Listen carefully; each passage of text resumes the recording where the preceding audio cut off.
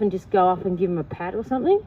You know, like, because otherwise if I just walk up and start attacking them, like, they start to hate upon me generally and hate life, and I just don't want that. So you'll often see me go up to a horse and just give it a bit of a pat or rub or let it sniff my hand, because at the start I want them to know that I'm not actually threatening, to have a moment to absorb me.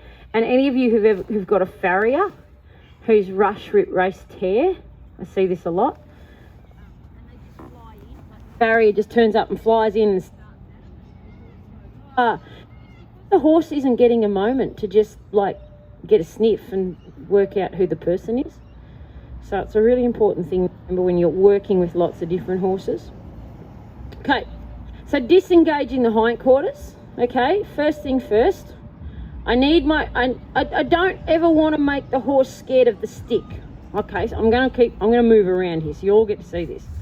I don't want the horse to be scared of sticks. The first thing I will do is I'll spend a little bit of time just rubbing the horse with the stick. Now, he's pretty dang cool with a stick, eh?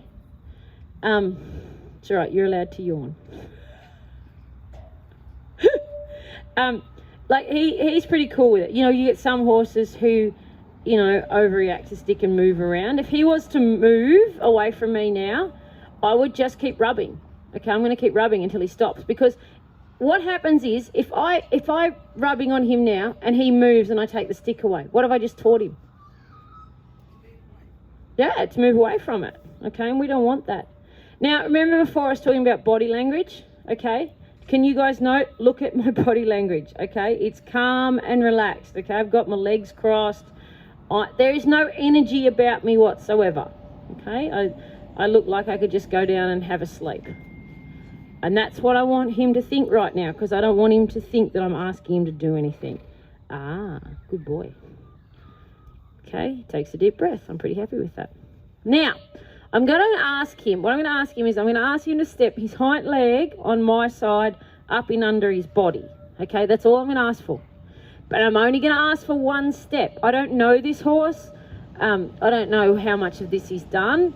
So the first time I ever ask a horse, I will only ever ask for one step.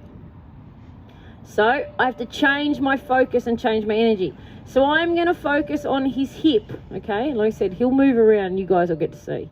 So I'm going to focus up here on his hip, and I'm going to focus on getting that foot to move in underneath himself, okay? So I lean towards it, I raise the stick up, and I just wave it over him 3 times. Nothing happens. Gentle tap 3 times. There's a step. And straight away I take the pressure away, okay? I want him to go, remember? How do I get this idiot to leave me alone? He gets this idiot to leave him alone is by moving his hind leg. So now, focus. Okay, so he's doing something a little interesting at the moment. He's moving his front leg first. Okay, but that's okay. Doesn't have to be perfect on day one. So rub on him, focus, there. Okay, one step. You know, your rope will get around their front legs and all that stuff will happen. It doesn't hurt them. You know, now he's a bit annoyed because I'm just not going away, and he'd like me to just go away. And that's okay. I just stand here and keep rubbing. Get off the stick. Okay, I'm just going to keep rubbing until he stands still. As soon as he stands still, what am I going to do? Yeah. I say, good boy. All you have to do is stand still while I do this. I know. I'll go one more time. So again, focus. Okay.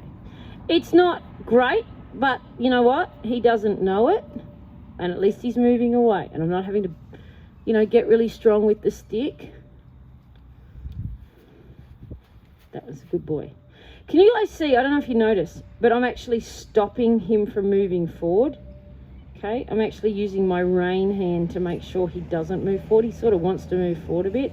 And you might also notice I've started to move towards his back end a little bit, remembering how much your body position is going to affect this. So if you get a horse that wants to move its front end first, if you actually get back here a little more, you put a little more focus on the back end, and you've got a better chance of getting them to move their back end first. Okay, righto crew, have a go.